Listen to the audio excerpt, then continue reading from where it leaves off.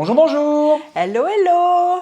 Bon, J'ai pas fait 3-4, zut. Non, On la recommence? Non, j'étais partie là, tu vois. Ah, pardon. Tu te moques de moi, il est pas gentil. Il se moque de moi. Si vous saviez ce que je subis. Non, victime, non, non, non. Non, t'es pas victime. Non, non. Bon, on la refait. 3, 4. Bonjour, bonjour. Hello, hello. Ils vont peut-être en avoir marre qu'on recommence 15 fois le début des vidéos. Bon, aujourd'hui, un peu de sérieux. Sérieux. Aujourd'hui, qu'est-ce qu'on présente? Qu'est-ce qu'on présente aujourd'hui? Tu présentes le logiciel SketchUp qui nous a permis plein de choses. Nous sommes Corinne et Robert. Nous aspirons à la vie nomade et nous avons décidé d'aménager une semi-remorque frigorifique, notre nid d'amour, notre camion home. Nous allons vous partager toutes les étapes de l'aménagement du camion, nos défis techniques et nous vous invitons à échanger avec nous.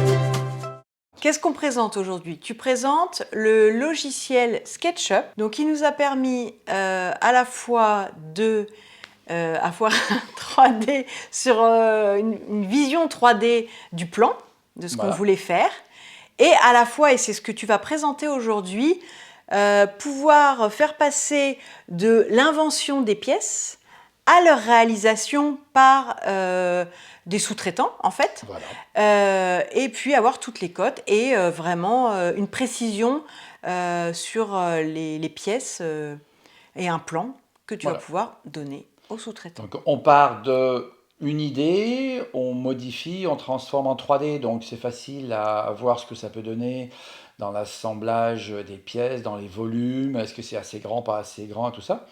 Et puis ensuite, on sort chaque petit morceau de tube, de bois, de porte, enfin différentes choses. Ouais. Mais aujourd'hui, on met des cotes. Aujourd'hui, le zoom est fait sur les soutes puisque c'est le travail que tu es en train de faire en ce moment au niveau des plans. J'ai quasiment fini donc les plans, il manque quelques petits détails de mise au point avec le serrurier. Je lui ai fourni les plans, il va me faire le devis et puis les petites contraintes qu'il aura qui vont me faire modifier les plans dans ce que j'ai tracé. Et on va vous expliquer un petit peu en même temps les zones d'utilisation des soutes. Voilà. Mais c'est surtout l'explication SketchUp parce que c'est vraiment quelque chose qui nous rend énormément service. Et on vous conseille fortement, dans votre début de projet, de vous munir de ce logiciel. Alors toujours pour rendre à César ce qui est à César, c'est Carapace. La chaîne Carapace qui nous a conseillé sur une de ses vidéos, il explique un petit peu. Et puis toi après tu as fait une formation. Et puis après j'ai une formation, j'en parle dans la petite vidéo. Voilà. Avec Clem et Mumu. Et puis de toute façon SketchUp, vous avez déjà vu les réalisations puisque dans la vidéo 3 et 5, vous avez tout le plan qui est donc détaillé donc en 2 parties. Donc si vous ne les avez pas vues, vous pouvez toujours aller visionner tout ça. Et puis là, aujourd'hui, zoom sur les soutes, mais vraiment dans cette idée de précision au niveau des pièces que tu vas envoyer façonnées par le serrurier. Voilà. Et bien entendu, n'oubliez pas de cliquer sur la petite touche abonner, la petite cloche, et bien entendu, le pouce, qui est peut-être pas bleu d'ailleurs, on dit bleu. Il est plus bleu d'ailleurs, il bouge, maintenant il bouge, il est plus bleu. C'est ça. Le petit pouce si la vidéo vous plaît. Voilà, n'oubliez pas de partager aussi, c'est important. Voilà. Et puis de commenter, de continuer à commenter. Ah bah oui, parce que quand même, je me rends compte qu'on commence à avoir une communauté en or. Sympa, j'adore tous les commentaires que vous nous faites. Voilà, à tout à l'heure. Bien, alors je vais vous expliquer un petit peu dans cette vidéo comment fonctionne le logiciel SketchUp qui m'a permis, moi, de pouvoir faire des plans très précis. Et là, j'en suis donc aux soutes qui se trouvent sous la remorque, à l'emplacement classique des coffres qu'on appelle les porte-palettes. Alors pour vous situer, ici, on a les roues, ça c'est les 2 garde-boue des roues. Et là-dessous, on a, vous voyez, la cheville ouvrière ici que j'ai matérialisée comme ça. Donc le tracteur se place ici. Donc ça c'est l'avant de la remorque, là c'est l'arrière, avec les portes qui s'ouvrent donc ici. Donc là j'ai pris une petite vue simplifiée quand même de ce que je fais, parce que vous voyez, si je triche un petit peu, je regarde dessus, hop, en fait derrière il n'y a plus rien. Pourquoi? Parce que j'ai effacé en fait tout ce qu'il pouvait y avoir à l'intérieur, puisque pour l'instant ça n'a pas d'intérêt. Et donc, en cliquant sur les calques qu'il y a ici, eh bien, je peux enlever, mais je peux remettre, hein, donc je n'ai pas détruit. Je peux enlever tout ce qui me gêne. Donc là, j'enlève les façades, j'enlève les fenêtres, voilà. Et je me retrouve donc avec le plan dont j'ai besoin. Vous montrer un petit peu comment j'ai conçu les soutes. Alors, je vais aussi enlever le plancher de la remorque elle-même, parce que ça m'empêche de voir à travers. Donc je remonte dans mes calques, puisque là je suis en train de travailler sur les soutes, donc j'ai mis tous mes calques tout en haut de ma colonne, c'est plus facile. Et je vais chercher le plancher remorque. Voilà, je clique dessus et il s'enlève. Voilà. Et là je vois apparaître donc les poutres de mon châssis, ici.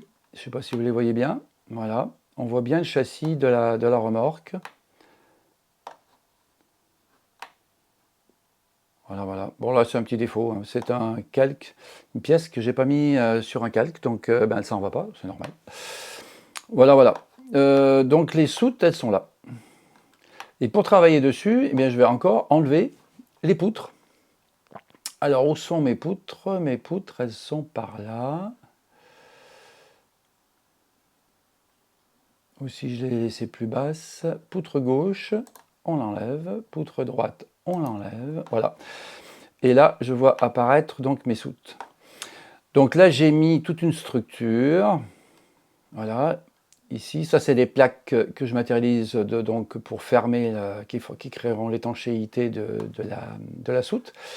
Ici, j'ai un prototype d'une porte que je vais faire fabriquer. C'est-à-dire qu'ensuite, je vais faire fabriquer tout ce système-là en jaune et rose avec les portes qu'il y a à l'intérieur. Si on zoome dessus, on voit en fait qu'il y a une partie blanche. C'est un cadre sur lequel va venir se souder une tôle. Donc la tôle, si je l'enlève, on va pouvoir voir facilement où c'est qu'elle est ma tôle. La plaque, voilà, la plaque de la porte. Hop, je l'enlève. Oui, je la remets, je l'enlève. Et là, on a le cadre de la porte. Ce cadre, en fait, va basculer avec une charnière qui se trouve en bas, ici, de façon à laisser sortir en toute liberté des tiroirs. On va mettre à l'intérieur, là, des plateaux sur roulettes qui permettent de sortir tout le matériel qu'on veut au lieu d'aller les chercher à quatre pattes. Donc les portes vont basculer vers le bas. Voilà. Et en fait, dans le système de SketchUp, ce qui est génial, c'est que, par exemple, si on enlève les plaques, on va enlever les façades. Voilà. Façade de droite, j'enlève la façade de gauche. Voilà, j'enlève le fond. Hop, voilà, j'ai enlevé le fond. Et on voit apparaître la structure qu'il y a dessous. Alors, si je le remets, vous voyez, on peut passer dessous, soit au remorque, on voit la structure, on enlève le fond. Voilà. Donc là, il y a cette plaque-là encore qui me reste. Comment elle s'appelle? Panneau de gauche. Voilà. Là, j'ai le panneau de gauche et je vais enlever le panneau de droite.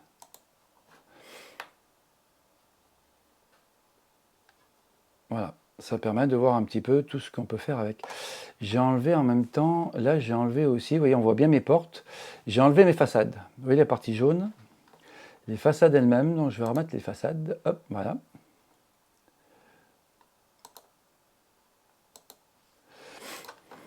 Voilà, voilà. Alors, comment ça marche SketchUp? Eh bien, ce qui est génial, c'est que, regardez, on peut zoomer et aller chercher le millimètre. On peut passer à l'intérieur. Vous voyez, là, je suis à l'intérieur de ma structure. Et si je veux aller, par exemple, vérifier le comportement de ma plaque ici, là, ma barre. Alors, pour me déplacer, je clique sur la molette de ma souris.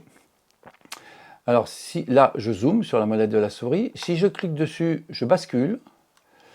Et si j'appuie en même temps sur la molette et sur la flèche à gauche au-dessus de contrôle, là, je fais un dérapage à droite ou à gauche.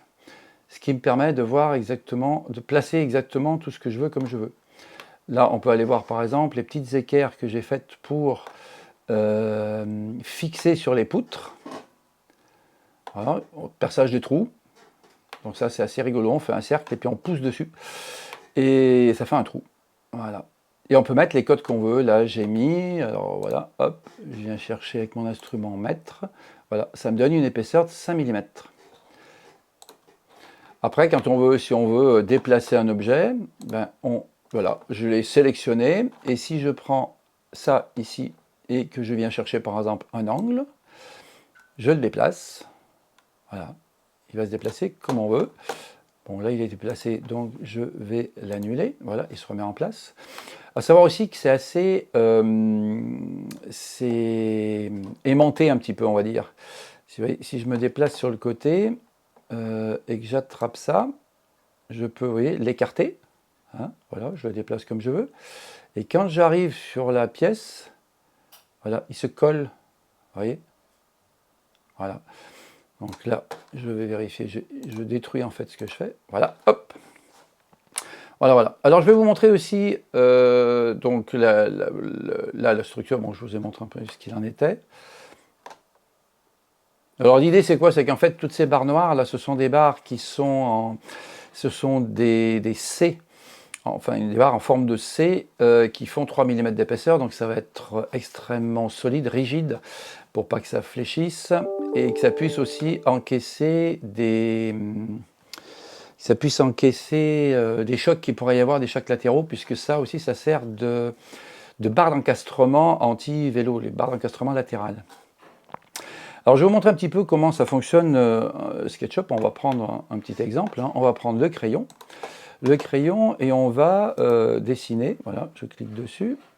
Je vais me rapprocher. Alors, petit défaut du logiciel, c'est quand il est dans le vide, il se paume complètement. Donc, on va bosser par exemple par là. Voilà, on va faire un premier trait. Alors, je ne sais pas si vous allez voir ça, mais mon trait, je vais zoomer dessus. Oui, là, il est rouge. Là, il est bleu. Et ce sont les axes, vous voyez, le rouge par exemple. Voilà, j'ai tracé un trait rouge. Là, je vais tracer sur la verticale. Là, je me repars à l'horizontale et je viens fermer. Voilà. Donc là, j'ai fait un carré, tout simplement. Mais si je prends le système poussé, c'est ce fameux petit symbole, et que je fais un mouvement, dans ce sens-là, alors là, j'ai dessiné sur la surface blanche qu'il y avait. Hein. Voilà, je peux grandir. Donc là, si c'est par exemple une barre, ben voilà, ma barre, j'en fais ce que j'en veux.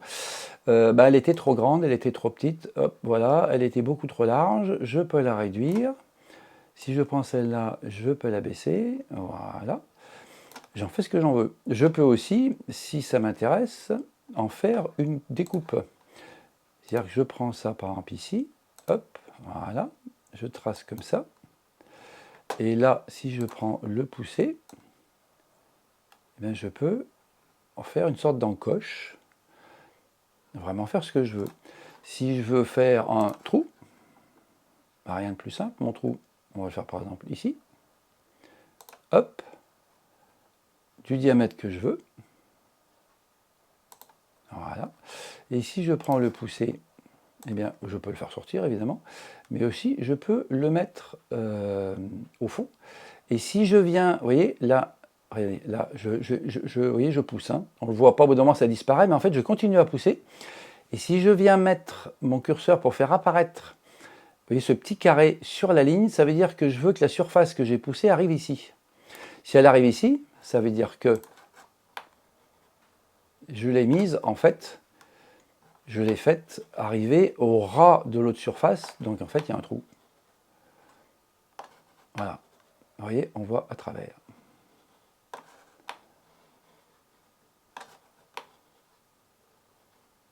Voilà.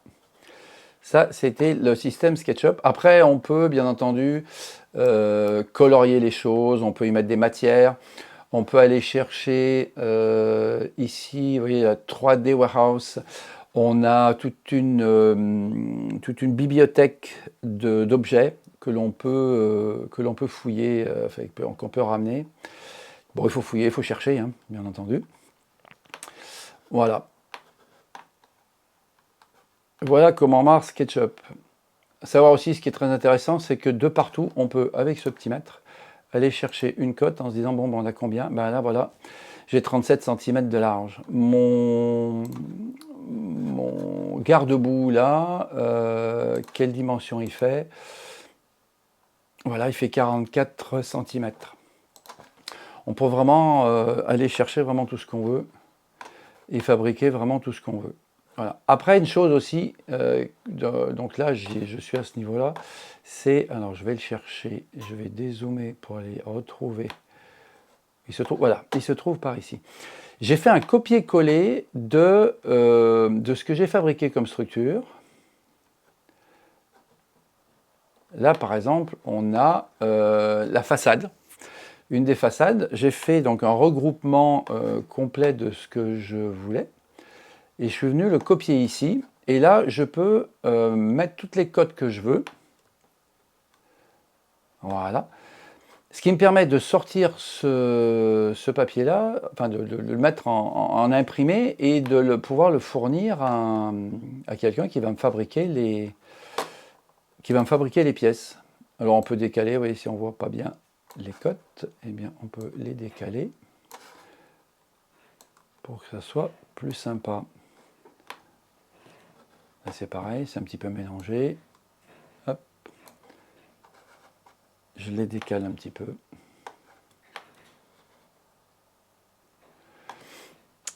Voilà, et ça permet donc d'avoir, alors vous voyez, si je bouge, là je suis en train de bouger la molette, mais j'ai la flèche qui est dans le vide, ça n'avance pas, ça ne recule pas. Si je la mets là, ça me permet de zoomer, dézoomer.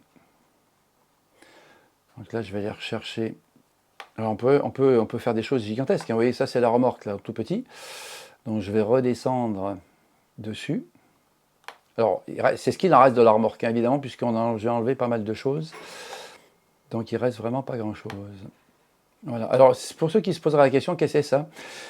J'ai schématisé en fait l'emplacement actuel des béquilles de la remorque, mais ce sera l'emplacement des vérins. Puisque les vérins, on va mettre 2 vérins derrière, 2 vérins devant, pour stabiliser et mettre la remorque à l'horizontale. Parce que là, contrairement à un camping-car, on ne peut pas monter vraiment sur des cales, ça serait pas... Il faudrait des sacrés cales, hein, parce que la remorque faisant 6 à 7 tonnes à vide, et elle fera 15 tonnes peut-être une fois qu'on aura tout chargé, ça sera calculé, ça serait très difficile. Donc on aura des vérins hydrauliques. Voilà, et là, donc dans l'aménagement, dans le futur aménagement, si on remet un petit peu les façades pour y voir un peu plus clair, donc on va remettre le fond. Alors oui, ça c'est des montants que j'avais mis en place, on réfléchissait à savoir si on ne faisait pas 2 portes. Et puis finalement, on va laisser une seule grande porte, donc je les ai simplement mis sur un calque et enlevés. Si on change d'avis, ben, je les ai, ils sont là. Voilà, on va mettre le panneau droit, le panneau gauche. On va pas remettre le plancher de la remorque, bon, pour si vous voulez visualiser, voilà, plancher de la remorque. Et la porte, on ne va pas la mettre, ça ne sert à rien. Voilà. Donc là, on est devant, c'est-à-dire qu'on a la porte d'entrée ici, et de l'autre côté, on aura le slide, donc l'extension. Donc quand le slide est ouvert, pour venir chercher des choses ici, ça ne va pas être facile. Donc qu'est-ce qu'on va faire? C'est que dans toute cette partie-là, on va mettre toute la partie technique, c'est-à-dire le Webasto, des réservoirs et autres. Et j'ai trouvé une petite place en relevant les cotes du châssis ici. Alors si je remets mes poutres pour que vous puissiez bien visualiser. Alors mes poutres, je ne sais pas si je ne les avais pas laissées là-haut. Elles sont aussi poutre gauche, poutre droite. Voilà, j'ai remis mon châssis. Là, j'ai un petit espace. Après, j'ai toutes les réserves d'air, donc je peux rien faire. Mais là, j'ai un espace où je vais pouvoir mettre un réservoir de fuel pour le Webasto qui normalement devrait se trouver ici, avec ses vannes, qui alimentera donc en eau chaude tout ce dont on aura besoin. Hein, c'est tous les chauffe-eau qu'il y a au-dessus. Donc ça sera les chauffe-eau pour le chauffage, le chauffe-eau pour la douche, le chauffe-eau pour la cuisine, puisque je veux faire 2 chauffe-eau différents pour éviter une consommation d'eau trop importante dans les tuyaux. Hein. Vous savez, on ouvre le robinet puis on attend que l'eau chaude arrive. Donc là, je vais réduire au minimum la longueur des tuyaux, de ces tuyaux-là. Et puis, la grande question, c'est les batteries.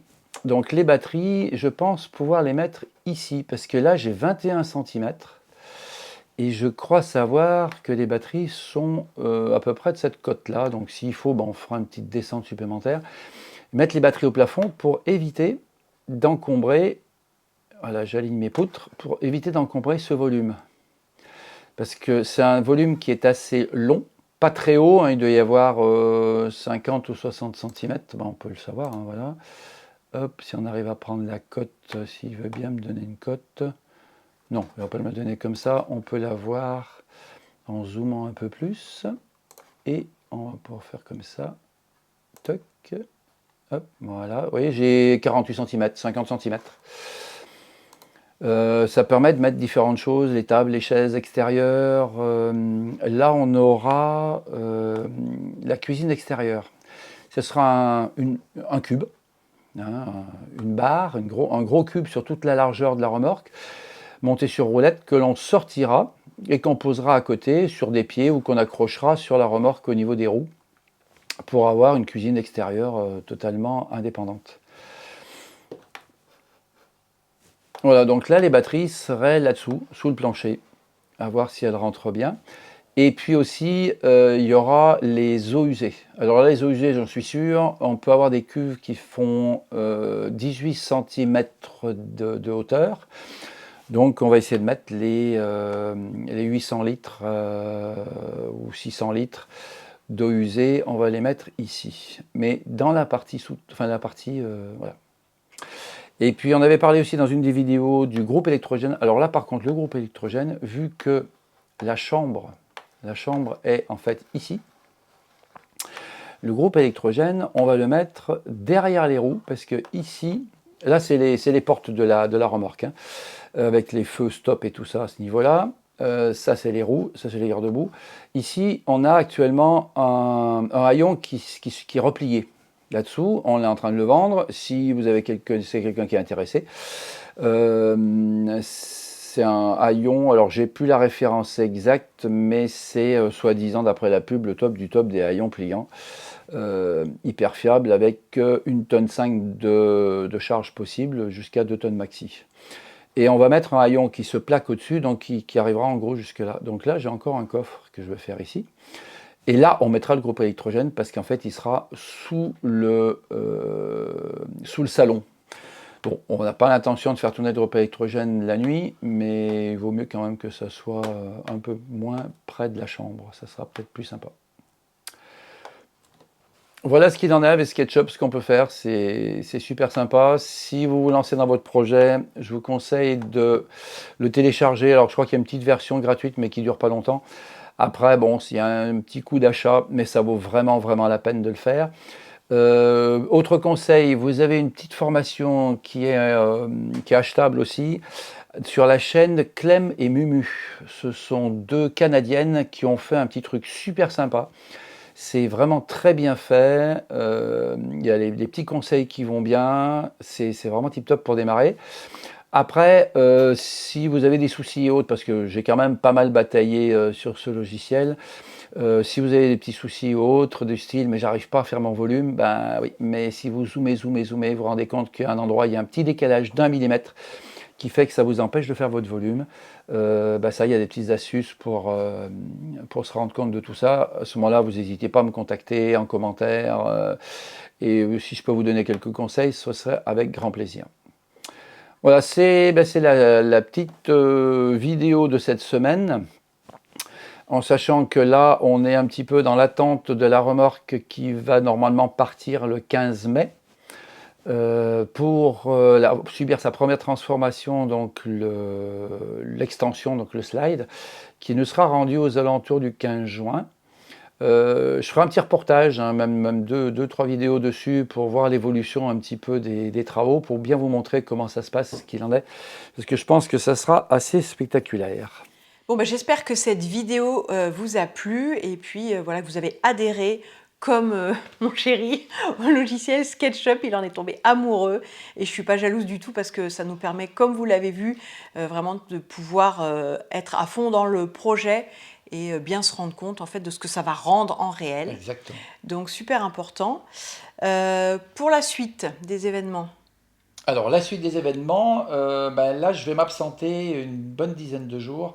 Donc, la semaine prochaine, il n'y aura pas de vidéo, peut-être bien 15 jours. Ouais. Hein, il y aura Ouais. peut-être bien une Et quinzaine par de jours. contre, si vous vous abonnez, on n'est quand même pas très loin des 400, donc il pourrait y avoir un live aux 400 Ah bah oui, dans 15 forcément, jours. 400, le Hein? live. Donc Oui. après, il faut savoir ce qu'on Il veut. y aura un petit live, voilà. N'hésitez pas à me contacter, même là, dans la semaine prochaine et autres, si vous vous lancez sur le logiciel SketchUp. Si vous avez des questions, si vous souhaitez enfin, différentes choses, il n'y a pas de souci. Sur les commentaires ou sur l'adresse mail. Alors, je ne raconte pas de bêtises, l'adresse mail, c'est Point. Home, camion.home H-O-M-E, 111. 111@gmail.com. Voilà. Bon, eh bien, bonne fin de semaine à vous et puis à plus. Hein. Bye bye. Bye.